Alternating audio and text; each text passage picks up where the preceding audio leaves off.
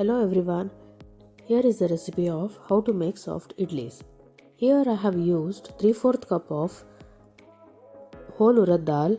We are adding in this to a container. And now we are using 2 cups of idli rava. And we are adding this in another separate container.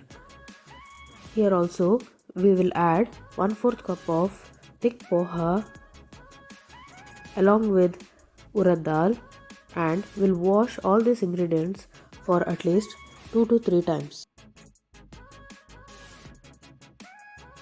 Here we'll also wash the idli rava for 2 times and strain it using a sieve. Now we need to soak all these ingredients for at least 2 hours. Now we are adding around 1.5 cup of water to the idli rava, and we are allowing it to soak for 2 hours. And here for urad dal as well, we are adding around 2 cups of water and we'll soak it for 2 hours. Here the urad dal and poha has soaked well for 2 hours, and also the rava has been soaked well.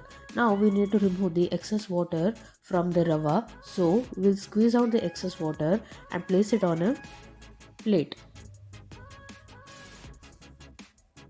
Once you remove all this excess water from the rava, we need to add this into a container.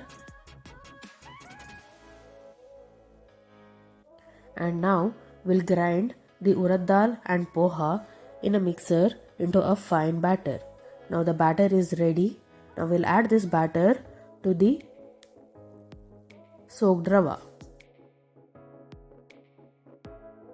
Now we need to mix the urad dal batter along with the soaked rava and mix it with your hands at least for 5 to 6 minutes. So this helps in the fermentation process. So you need to also add a little bit of salt while mixing this and mix at least for 5 minutes. Now we need to keep the batter for the fermentation. So here I'm going to preheat the oven for 3 minutes. Once the oven is being preheated for 3 minutes, we need to off the oven, and then we need to keep the batter vessel inside the oven. And here I am also placing a kitchen towel below the vessel so that it keeps the vessel warm.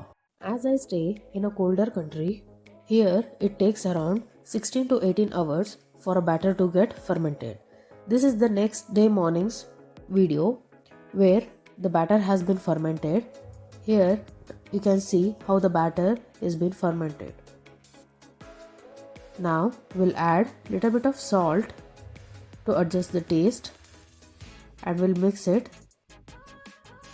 We will grease the idli plates using oil or ghee, and we'll pour the idli batter into these plates and we'll steam it for at least 7 to 10 minutes. Always make sure you boil the water well before placing the idli plates inside the vessel so that you get a soft and fluffy idli. After steaming the idlis for 7 to 10 minutes, here it is ready to be served. So before you remove the idlis from the plate, it should be allowed to cool for at least 5 minutes, and after cooling it, then it will be easy for us to remove the idlis from the idli molds. Now we'll serve the idli along with chutney and sambar. Now I'll show you how soft and fluffy the idli has come out. Follow all the tips and procedures as mentioned in the video so that you can get a nice and soft idlis. Thank you.